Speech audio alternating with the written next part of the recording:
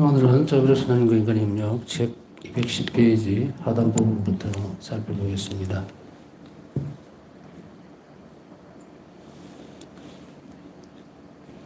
요즘 세상에는 좀 다른 이야기지만 실수를 금할 수 없는 그런 부분들이 참 많이 있는 것 같아요. 어떤 부분이냐면은 이런 말들을 많이 하게 되죠. 어떤 상황이라든지 아니면 어떤 그 사건들 혹은 어떤 그런 일들에 관련된 그런 이야기들뿐 아니고 어떤 사태들을 살펴보면 예측했던 대로 예상했던 대로 이런 얘기들을 하고 있죠. 참 재밌는 단어다라고 생각이 돼요. 예상을 했다면 왜 안 했을까에 대한 또 부분도 나오고 그러면서도 그것에 대해서 불평을 하고 왜 힘써 막지 못했는가에 대해서 또 자성하는 시간도 없고 그 피해는 오로지 전부 다 처음 시작하지 못했던 그 부분들에 다 결과물적으로 돌아오는 거잖아요. 그걸 예측할 수 있으면 해야 될 텐데 세상 일이라는 게 그렇게 만만치가 않죠. 세상 일을 이야기하고 싶어 하는 것이 아니라 우리 또 신앙 안에서 혹시나 알고는 있었습니다. 혹은 예측 가능했습니다라고 하는 말이 이 신앙 안에서는 해당이 안 됩니다. 돌이킬 수 없는 부분들이에요.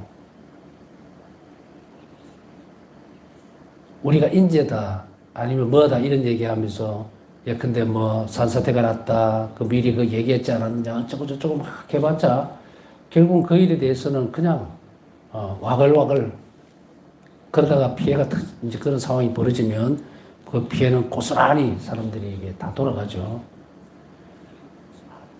세상을 살아가는 법 안에서도 이런 것들은 사실 어떻게 보면 위험한 것들도 있을 수 있어요. 생 목숨이 날아가는 경우도 있죠. 어떻게 보면. 예를 들어서 다리가 늘 불안한데 장마가 온다든지 태풍이 불면 보면 무슨 일이 벌어질 거다라고 하는 것을 막 얘기하면서 노력을 했다 하지만 결국은 또 어떤 문제가 생겨서 인명피해가 난다든지 이러면은 또 왜 그랬느냐고 또 돌아가겠죠. 근데 또 생기고 계속 이런, 그러나 그렇다 하더라도 그런 일들은 어찌 보면 생명을 잃는 것은 이 삶에서, 이 세상에서의 삶이 끝나는 거지만 신앙에서는 저 영원한 삶까지 끝나버려요. 그래서 우리 안에서는 이런 일들이 한 명도 있어서는 안 된다. 예측했던 대로, 예상했던 대로, 그럴 줄 알았어. 그런 거는, 이 세상 안에서도 억울한 일이지만, 영원한 생명 안으로 들어가는 신앙적 관계에 있어서는 사회적인 개념이나 통념들은 전부 다 버리고 시작을 하지 않을까. 그런 생각이 듭니다. 예를 들어서, 그런 마지막 상황이 벌어졌을 때에, 나 그렇지 알고는 있었는데, 라고 하면 그 무슨 소용이 있느냐는 거예요. 알고 있다는 것은 사실은 굉장히 큰 행복이거든요. 미리 알려주셨다는 거죠. 그러니 그것을 소홀히 하느냐 안 하느냐는 우리 전적 우리 자신들에게 대한 거예요. 하느님을 원망을 하거나 불평을 하거나 그럴 문제가 아니라는 이야기예요. 방법적인 것들을 우리는 이렇게 잘 찾아나가고 슬기로운 사람이 될 수 있도록 지혜는 어떤 것인가 하면 어떤 것이 또 어떤 상황이 가장 가치가 있는 것인가 영원한 삶을 지향할 수 있는가를 식별해내는 거예요. 그게 지혜입니다. 참된 지혜는 하느님이시죠. 그쪽으로 향하는 거예요. 그래서 그것을 식별하고 구별해서 별 볼 일 없는 것은 버리고 과감하게 꼭 붙들어야 할 것은 반드시 그걸 붙잡고 가야 합니다. 그 붙잡고 가는 그 길목에서 우리는 기도에 대해서 지금 보고 있죠. 기도는 결코 우리에게서 놓아져서는 안 된다. 타협안이 없습니다. 대체제가 없다는 이야기, 대체할 수 있는 게 없다는 얘기예요. 내가 기도를 안 하면서 천국을 바라고 있다? 그때 이상 말이 필요 없겠죠? 꿈도 꾸지 마라. 꿈도 꾸지 마라. 물론 여기에서 제가 말씀드리는 이야기는 천국에 대해서 못 간다 그런 의미가 아닙니다.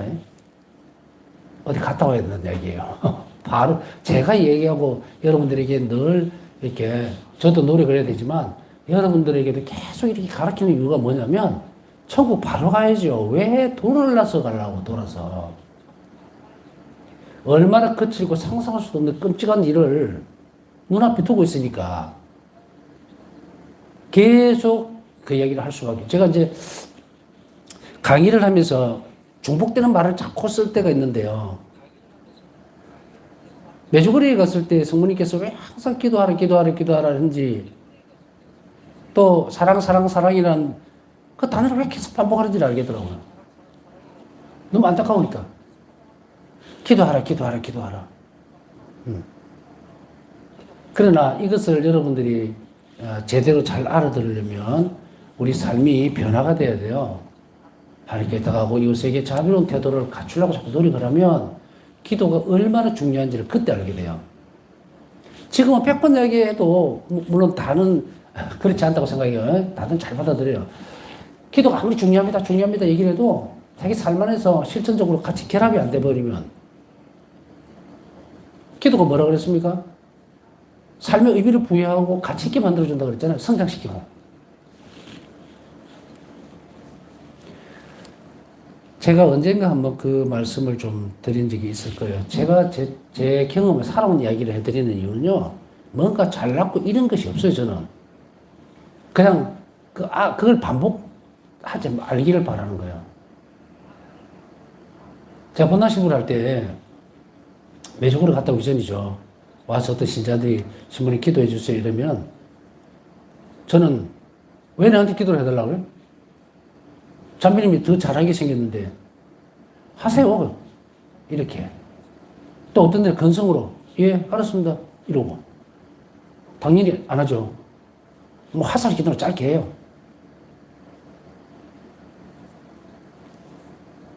시간이 지나고 움직이면서 저 사람에게 내 기도가 필요하고 저 사람이 나에게 기도를 청했을 때 내가 얼마나 무책임하게 회피했는가에 대한 것을 계속 알게 되는 거예요, 이제. 기도의 무게감, 중압감이 커질수록, 그래서 어떤 때는 어떤 기도를 청하면 예 알겠습니다, 최선을 다해서 해드리겠습니다 라고 하지만 그게 따라오는 무게는 옛날하고는 완전히 다른 거예요. 함부로 기도를 해드리겠습니다 소리를 이제는 잘 못하는 게 아니고 무게감 있게 할 수밖에 없다는 이야기예요. 책임지고 해야 되겠다라는. 그리고 그것이 얼마나 큰 일인가에 대한. 그러면 이렇게 생각해죠. 아이고, 기도를 자꾸 해주면 너무 힘들지 않아요? 이렇게. 그래서 어떤 사람들은, 신부님 기도를 많은 사람이 부탁할 텐데 너무 힘드시지 않으십니까? 그러니까 어떤 기도를 함부로 이렇게 제가 청하지는 못하겠네요. 라고 얘기를 하는 거예요. 그때는 저는 그렇게 해요. 그렇게 하지 마십시오. 사랑은 어떻게 보면 내어주는 것도 있지만 기대는 것도 있어요. 저를 위해서 기도를 좀 해주십시오라고 했을 때 상대방에게 있어서 큰 부담을 주는 것 같지만 역으로 보면 그 사람에게 큰 기회를 주는 겁니다. 나를 좀 도와주십시오라는 거잖아요. 사실 우리가 세상을 살아가면서 여러분 주변에 한번 인생을 한번 살펴보면 여러분 각자의 삶에서 누군가가 와서 저가 힘듭니다. 꼭 기도 좀 해주세요 하는 분이 과연 몇이나 있었을까? 평생을 그런 소리를 한 번도 못 듣고 사는 사람도 있을 거예요. 그러나 그것이 이제는 어떻게 됩니까? 자비신심 안으로 들어오니 누가 기도를 청하든 안 하든 해야 돼요. 이제 그걸 알아듣는 것만으로 충분해요. 내가 남을 위해서 기도하는 것이 자비를 베푸는 거는 그거 알고 시작하면 되거든. 이게 얼마나 놀라운 변화입니까? 저는 청년들 미사를 비정을 하고 난 뒤에 청년들이 정말 한 번도 기도해보지를 않았지만 이번 기회에 정말 비정 들어서 기도라는 걸 시작해왔고 또 시작하고 했고 또 계속 할 겁니다라고 했을 때 정말 감사한 마음인 거예요. 제가 회개했습니다. 앞으로 뭐 열심히 신앙생활 하겠습니다. 그건 반가운 얘기가 아니에요. 평생을 기도 안 하던 사람이 자기 살면서 정말 기도 필요성을 느꼈고 주님과 대화에 나서겠다는 것만큼 엄청난 변화는 없잖아요. 그럼 잘 가는 거예요. 이제 시작하면. 때때로 넘어질 때도 있겠지만 그 넘어지지 않도록 서포트 해주는 거는 제 역할일 거고 또 그렇게 해줄 거고. 기도 유용성 문제를 하느님 우리 기도를 준 거는요. 이걸 쓰라는 거예요. 자꾸 이게 기도가 의무적이다 뭐다 이러지만 내 삶이 풍요롭게 되기 위해서는 이 기도를 쓰라고 선물로 준 거라는 이야기예요. 자 이제 약간 돌려보면 이걸 선물로 받았으니 어떻게 생각됩니까? 잘 활용해야 되겠죠? 우리가 이 삶을 이렇게 이제 기도로서 자꾸 강조를 하는 이유는 앞으로 두 번 다시 나는 기도를 잘하니 못하니 떠나서 기도를 안 합니다. 시간이 없습니다. 그런 소리는 하지 마라. 그건 아예 영원의 삶을 포기하는 것과 같아요. 못 간다는 것이 아니고 포기하는 것과 같다고 얘기했습니다. 제가 바라는 것은 적어도 이 강의를 듣는 여러분들은 바로 직행 열차를 타고 싹 바로 가듯이 천국으로 가야지 새끼로 새서 돌아오겠다 그런 사람 저는 필요 없어요. 이게 자신의 나약함이나 허약함 때문에 넘어져서 그런 거는 충분히 이해를 합니다. 힘이 없어서 어려워서 그게 아니고 아예 머리에 그게 없다면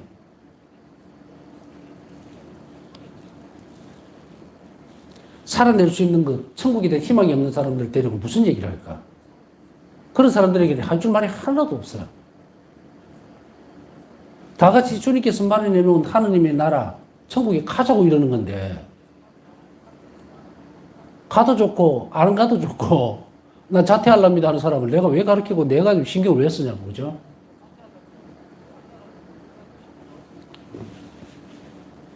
막 그렇다 하더라도 또 다른 한편 보면 한자비는 이미 냉담이나 믿음이 약한 사람들을 위해서 같이 데리고 가야 된다. 그래서 뭐다? 전부 다가 필요한 사람들이다. 뭐 결론은 그래요. 열심히 사는 사람들도 열심히 가르칠 거고 또 기력이 떨어지고 믿음이 떨어진 사람들 위해서는 또 우리가 열심히 기도할 거고 교회는 그렇게 우리가 서로를 살아가도록 만듭니다. 이 강의를 듣고 있는 여러분들이 제가 이렇게 이런저런 이야기를 주변에 흩어놓는 이유는 이들이 많기 때문에 여러분 기도가 절실히 필요하다는 것을 말씀드리고 싶은 겁니다. 자, 우리의 삶은 노동과 분리될 수 없다. 결과적으로 기도에서 성숙하고 완전해진 사람은 언제나 자신의 임무를 책임감 있게 수행하기 위해 노력할 것이며 양심적으로 무엇보다 하나님과 밀접한 결합 안에서 수행할 것이다. 양심적으로 무엇보다 하나님과 밀접한 관계 안에서 결합 안에서 수행을 하게 될 겁니다. 그러면 이 노동이 어떤 것이 됩니까? 자비로운 일로 바뀌게 된다. 그래서 나는 응당 노동을 지불해 노동의 대가를 당연히 받아내게 되겠다? 그럼 끝난 거예요. 그 안에서 내가 준 만큼 받았으니 끝난다고 계산이. 가장 먼저 되어져야 될 것은 내가 이 일을 해줌으로 인해서 다른 이들에게 선익이 될 수 있다는 것을 먼저 전제로 하고 그 다음에 그게 정당한 대가를 받을 수 있도록 따라오겠죠. 이게 순서가 뒤집어지면 안 된다는 얘기예요. 내가 노동만을 위해서 내 삶을 소진시킨다. 그건 일반 세상에 살아가는 사람들이고 예수님께서 공생을 전에 무슨 일을 하셨는지 잘 아시죠? 목수일을 하시면서 어머니 마리아를 모셨죠? 정말 놀라운 일 아닙니까? 하느님이신 분이 인간의 노동을 한다. 일을 축복하시기 위해서요. 하느님께서 나도 하니까 너도 해라. 이게 아니에요. 일 자체와 노동이 저 낙원에서 삶을 살펴보면 그냥 놀고 먹었어요. 그죠? 그걸 다 깨버렸잖아. 다. 죄를 지면서. 그래 땀을 흘리지 않으면 먹고 살기 힘들게 만들어진 거예요. 죄가 들어오면서. 그 어떻게 됩니까? 이제 먹고 사는 일밖에 안 남은 거래요. 인간이라는 존재를 그렇게 하느님께서 엄청나게 자비롭게 창조를 해놨더니 이거 먹고 사는 일이면 이 동물도 아니고 고기에만 매이게 되죠. 죄가 들어오니. 먹거리만 해결하는 것으로 노동이 매여 있던 것을 성장해서 직접 노동을 하심으로 인해서 하느님 것을 바꿔놓죠. 축복의 순간으로. 그럼 우리 노동은 어떻게 돼요? 단지 돈과 어떤 재화를 버리고 모으는 그 수단으로 살아와서는 안 된다는 이야기죠. 자, 농촌에서 저는 좀 있었기 때문에 한 9년 살면서 보면서 단지 농사를 짓는다는 것이 자신의 먹거리 해결을 위한 것이라는 생각을 하면 농사 못 짓습니다. 돈 안 돼요. 그런데 천주교 신자들은 어떻게 해요? 아침 일찍 일어나면 조가부터 시작하고 하루를 하나님께 맡기면서 노동합니다. 그들은 이렇게 얘기를 하죠. 인간이 아무리 노력을 해도 풍요로운 결실은 하나님 손길 없이는 없다. 다 의탁이죠, 그죠? 내가 맡깁니다. 땀은 본인이 흘리지만 이것을 먹고 그리고 건강해질 또 생명을 유지할 수 있는 그 사람들을 위해서 드러내놓습니다. 내놓는다는 이야기예요. 얼마나 고귀한 일이 되느냐. 그렇게 되면 보상은 뒤에 따라오는 거예요. 어? 이것이 정당하게 보상을 받지 못하니까 세상이 시끌시끌하잖아요. 그렇지만 적어도 우리가 하나님 안에서는 내가 일을 하는 것이 단지 돈을 벌기 위한 수단으로 전락을 해버리면 돈벌레가 됩니다. 하나님에게서 떨어져 나간다는 이야기예요. 노동의 결과물로 그렇게 되는 게 아니고 얼마나 정말 엄청난 일입니까? 노동을 가만히 보면서 내가 그 돈에 집착해버리면 일의 순수성을 떠나서라도 다른 이들에게 노동으로 헌신해야 되는 자신을 내어주는 그 과정이 돈으로 바꿔져 버리니까 하나님도 떨어져 나가죠. 이것을 바꿔 나가면 정말로 내가 음식을 만들고 뭘 하고 아니면 공장에서 일을 하고 할 때 이걸 사용하는 사람들이 정말 하나님 보시기에 좋게 사용할 수 있도록 자신의 땀과 노력들을 들이면 하나님 축복이 당연히 그 일을 통해서 전달되어지겠죠. 그러면은 아까 말씀드렸던 제라페 원죄 이후에 일어났던 그 먹고 살기 위해서 아둥바둥하던 그 노동의 가치는 완전히 다른 이들에게 헌신하는 것으로 바뀌어버리죠. 그렇게 바꿔놓으면 한 축복이 안 따라올 리가 없어요. 내 기술을 사용해서 당연한 대가로 받는다. 그 하느님 없어요, 그 중간에. 그죠? 하느님 사장님입니까? 아니죠.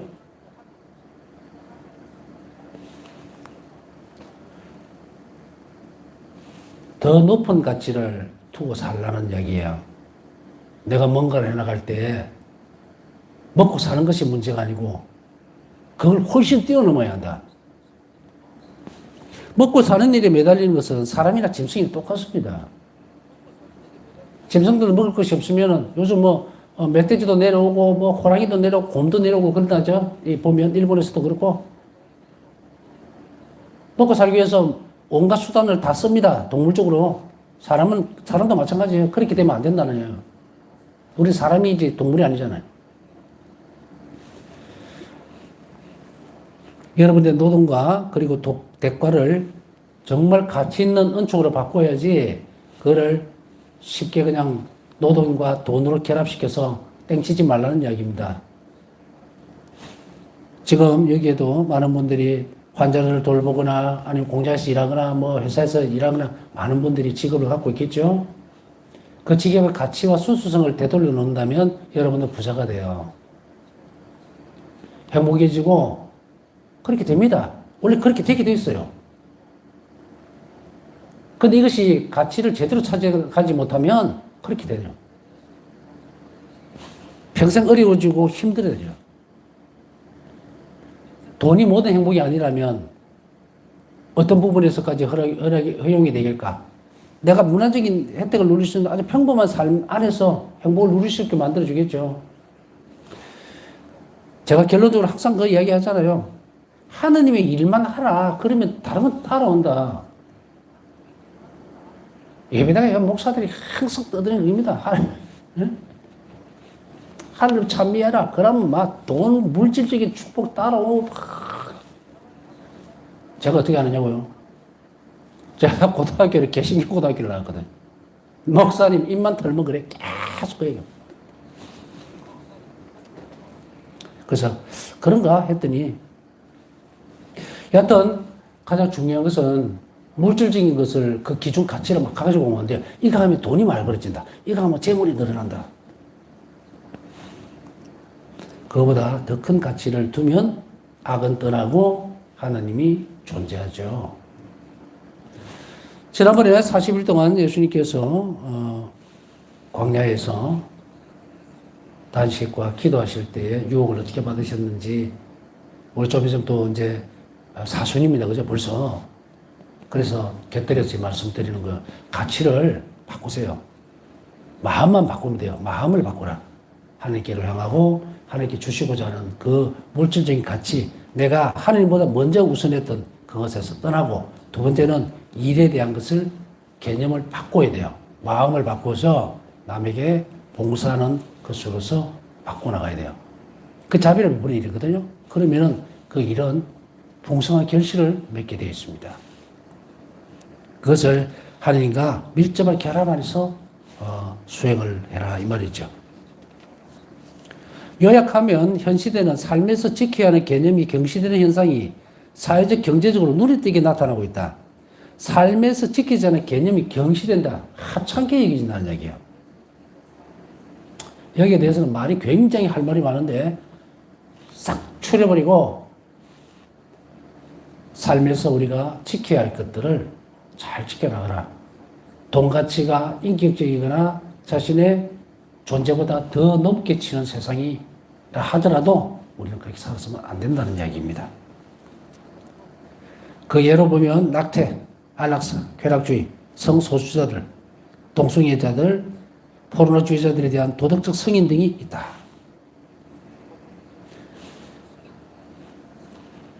참 마음이 너무 아픕니다. 이런 대목을 보다 보면 낙태도 허용이 되고 안 되고의 문제가 아니고 공공연하게 교회 안에서 신자들이 이러고 있다는 이야기예요.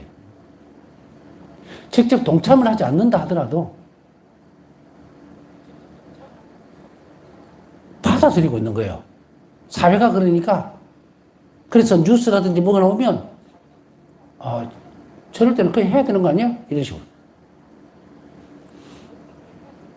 안락사 문제. 무슨 하느님이라 된 듯이. 우리 결정권자가 아니에요. 이런 것들이 자꾸 주물럭주물럭 들어오니까 어떤 식으로 경계가 무너지느냐면 그래도 되나? 이 식으로. 오늘부로 절대 안 돼라고 생각해요. 절대 안 돼. 어떤 경우에도 안 돼. 하느님이 원하지 않는다. 왜 인간이 그걸 다수결로? 어떤 사람은 자기 삶이 너무 힘드니까 힘들면 하나님께 가야지. 하나님하고 사는 법을 하나도 알려고도 안 하면서 그러면서 그러겠죠. 안 가르쳐준대요. 이제 가르쳐주잖아요. 가르쳐줬으니 이제는 뭐가 잘못된지 좀 제대로 판단하고 뉴스라든지 모양에서 나오더라도 똑같이 허용치. 요즘 얼마나 막 우스꽝스러운 일이 많습니까? 공중파든 유튜브든 보면 동성애자들 이런 애들 막 판치고 나오고 뭐 어쩌고저쩌고 해도 그런가?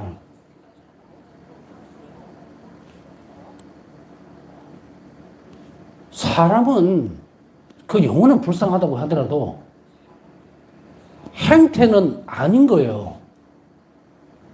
아닌 걸 어느 사이에 다른 사람들이 이러니까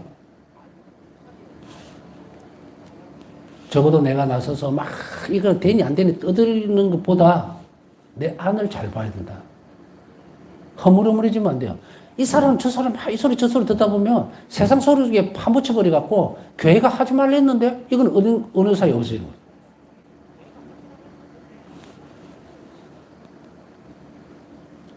여기에 뭐라고 했습니까? 도덕적 승인. 다수결로 도덕적 승인이 되는 거 아니에요. 하느님의 법이 상치되면 배치가 되면 안 돼요. 하느님의 법은 이 세상 속에 빛입니다. 모든 법률의 근거를 하느님의 비단에서 찾아내야 돼요. 그걸 가져와야 돼. 하느님 의심 만드는 법 안으로 따라 들어가면요, 그 안에 구원이 없어요. 그러면 사회적으로 용인되어 있는 이런 부분들을 언제부턴가 계속 뭔가 넘어가면서, 뭐 이럴 때는 어떻게 낙태해도 되는 거 아니가? 자기들끼리. 교회는 한 번도 허용해 준 적이 없는데. 세상 마지막까지 허용한 적이 없어. 안 할 거고. 그러면 뭐 보수주의적인, 뭐가 보수주의지? 사람을 죽이는데. 아무도 엄격하게 얘기를 하지 않고 사회 안에 마치도 뭐 교회가 개방적이듯이 뭐 허물허물하게 들어간다. 있을 수 없는 이야기예요. 절대로.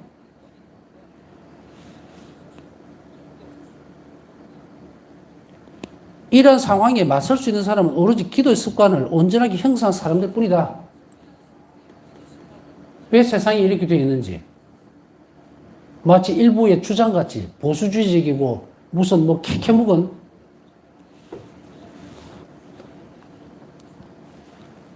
하느님이 원하지 않는 것들을 인간의 모양으로 만들어 가려고 하는 이게 악의 활동인 거예요. 응? 교회는 단 한 번도, 한순간도 이런 걸 허용한 적이 없어요. 이들은 기도에서 하나님과 끊임없이 대화하면서 인내하는데 이것이 바로 기도의 핵심이며 이는 그들의 인간적인 성장과 아울러 행복의 부르심을 달성할 수 있도록 해줄 뿐만 아니라 세상에서 그들이 복음적 가치들의 표지가 되도록 변화시켜주고 그래서 하나님과 협력할 수 있도록 하기 때문이다. 기도하는 사람은 하나님 안에 살게 되고 하나님이 뭘 원하시는지 확실히 알기 때문에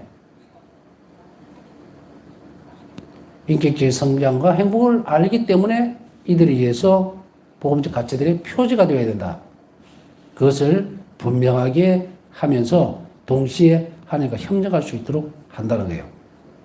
그래서 기도에서 보면 바로 기도의 핵심이라는 것은 하나님과 끊임없이 대화하면서 살아내는 거예요. 하나님과 살아내는 거예요. 기도는. 그러면 역으로 하면 기도가 끊긴 사람들은 뭐예요? 사회가 도덕적으로 승인하고 이렇게 물렁물렁해진 것에 전부 다 동조를 해버린다는 이야기예요. 신앙이 언제부터 신앙적 가치관이 다수결로 이루어졌냐고. 정말 기가 막히고 엄청난 얘기들을 너무도 쉽게 듣지만 이제 오늘 이 시간을 기점으로 해서 내 양심은 무엇을 동조하고 있는가를 잘 살펴봐야 돼요. 우리도 모르게 그런가 저는 얼마나 고통스러우면 저렇게 죽을 수도 있지. 천만에. 누가 자신의 생명이 자신의 거라고 얘기했어요. 그럼 어떻게 됩니까? 하나님께 가야지. 만일에 그 사람이 믿지 않는 사람이라면 해줘야지, 기도를. 그러기 위해서 하나님 오셨잖아요.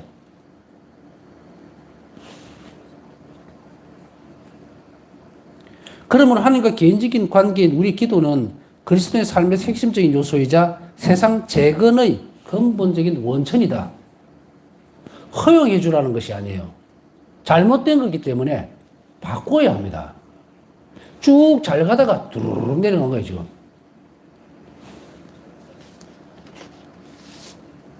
교회는 끊임없이 그러한 부분들을 가르치고 통찰시키고 하나님과 협력하도록 이끄는데 세상을 재건할 수 있는 사람들, 그 협력자들은 누구다? 기도하는 사람들이다. 단순하게 그리스도인이어야 하지만 대전제는 그 그리스도인들이 기도를 하지 않는 그리스도인이라면 그리스도인이라고 불릴 자격이 없다는 이야기예요.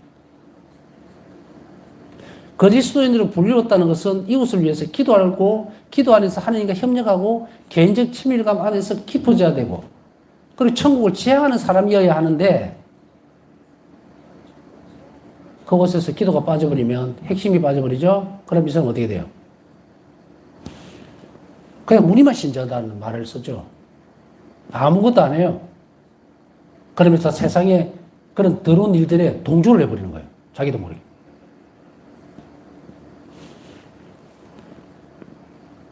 이것을 우리는 쇄신하고 바꿔나가지 않으면 그럼 왜 이렇게 그 형태로 돌아가야 될까? 행복이지라고 하는 거예요. 행복이지라고. 세상에서 지금 살아가면서 그렇게 살아가니까 행복하지 않잖아. 지금 이 강의를 듣는 사람 중에 제가 질문을 할까요? 행복합니까? 손 들어보세요. 대답이 안 들리는데? 저에게 행복합니까? 물으면 행복하려고 엄청 노력합니다. 라고 얘기를 해요. 안 좋아지를 못해. 천국에 갈 때까지는, 그죠? 그렇지만 하나님 때문에 행복하지. 그러니까 그 행복을 나는 자꾸 계속 추구하는 뿐.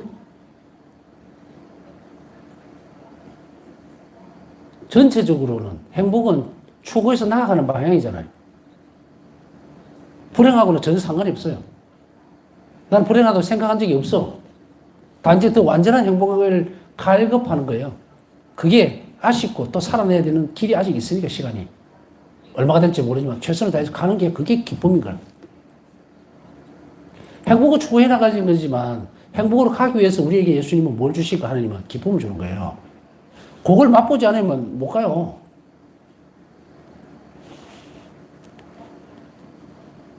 우리는 기도 안에서 오늘은 좀 매일매일 얘기를 했습니다. 도덕적으로 절대로 승인해서 안 된다. 만일에 그 속으로 물렁물렁하게 내가 들어가 있다면 여러분들 기도가 부족한 사람들이에요. 어떤 부분에 있어서도 허용되지 않는 부분들은 허용하지 말아야 되고 동조하지 말아야 된다. 제가 윤리신학 배울 때 머리가 띵 했던 부분 중에 한 개가 뭐냐면 죄와 이런 부분들을 이제 구별을 지으면서 윤리 담당 신부님이 그 말씀하시죠. 어떤 사람이 낙태할 거를 뻔히 알면서 돈을 빌려줬다. 공범이다. 갑자기 뒤통수가 팍 때리는 거야. 공범. 와, 이게 막 살이 떨리려고 그러더라. 이 공범. 응? 살인자의 공범. 돈 대주는 거. 엄청나죠? 모르고 준 거는 괜찮아요. 근데 알고도 해준다. 하여간 저는 하여간 뒤통수 한번 맞고는 멍한 거예요. 그래서 항상 뭔가를 할 때 되면 자꾸 신자들에게도 주의를 줍니다. 뭔가를 할 때 반드시 잘 살펴보고 행동하고 그렇게 하라고. 이제 지금 예를 든 거는 하나의 윤리신학에서 우리가 이렇게 구별 짓기 위해서 하나 예를 들어 준 거예요. 예를 들어 준 거. 근데 저는 이제 그 이야기를 들으니까 끝까지 생각을 안 했다가 그 이야기 들으니까 아우, 이거 큰일이구나. 이렇게 이제 저한테 와닿았기 때문에 이제 여러분들도 살아가면서 이런 부분에 좀 주의를 하라고 말씀을 드리는 겁니다. 뭐 얘기가 아니면 또 딴 데서 배울 수도 있겠지만 그래도 우리가 오늘 심지를 도덕적으로 우리 도덕적 덕성을 키워가야 돼요. 도덕적으로 제자를 딱 잡으면 정말 하나님이 기뻐하시는 일이거든. 척추를 곧게 딱 세우라는 이야기입니다. 그 다음 제6장 협력의 한 형태인 예언. 예언이라는 부분에 있어서는 참 사람들이 예언 은사를 받았다 뭐 했다 하는데 그런 거 싹 적어놓고 예언이 진짜로 가지고 있는 것이 무슨 의미인가 또 어떤 뜻인가. 기도 이외에 하나님과 협력하는 또 다른 형태로는 예언의 카리스마가 있다. 일반적인 개념에서 이 용어는 미래에 관해 하나님 이름으로 말하는 예언자의 능력이라고 할 수 있으며 일반적인 개념으로 이에 반해서 전통적인 의미에서는 뭐라고 하느냐면 하나님 진리의 비단에서 현재의 일들을 평가하고 판단하며 하나님의 뜻을 충실하게 수행하는 것이라고 할 수 있다. 자, 다르죠, 그죠? 개념이. 일반적으로는 예언자들이 현재의 일들을 평가합니다. 그래서 예언이라는 좀 적을 수가 없는데 미리 예자가 아니에요. 지금 현재 일어나고 있는 일이 무슨 뜻이 있는가? 그것을 하나님의 조명 아래에서 해석을 해주는 거예요. 그게 예언이다. 대부분의 경우 예언은 예외적으로 하나님께 특별히 선택받은 사람의 영역으로 여겨진다. 대부분의 경우에. 이에 반해 교회 전통에서 이 능력은 하나님 백성 전체와 관련된다. 자, 이게 큰 데서 밑으로 이렇게 내려옵니다. 위에서 살펴본 건 일반적인 거고, 교회 전통에서 보면 이 예언이 뭔가, 그것은 하나님 백성 전체와 연결이 되어진다. 전체와 관련된 것이 예언입니다. 자, 그럼 이 장에서는 첫 번째로 예언의 전제가 되는 것이 무엇인지 밝히고, 예언의 전제가 되는 게 뭘까? 두 번째로는 예언자의 도덕적, 영적인 자질을 규명하며, 그 다음에는 하나님 백성이 이를 수행한 방법들을 제시하고, 마지막으로 세상의 재건을 위한 이 카리스마의 가치에 대해서 살펴보고자 한다. 세상의 재건을 위해서 예언은 어떤 역할을 하고 협력의 한 형태라고 그랬어요. 하나님이 하시고자 하는 일에 협력하는 것이 바로 예언이다. 그것을 전제로 해서 다음 시간부터 살펴보게 될 겁니다. 남은 시간 묵상하면서 오늘 하루도 한 자비를 청하신 분들이 많습니다. 자비 읽으실 때 함께 기억해 주시기 바랍니다.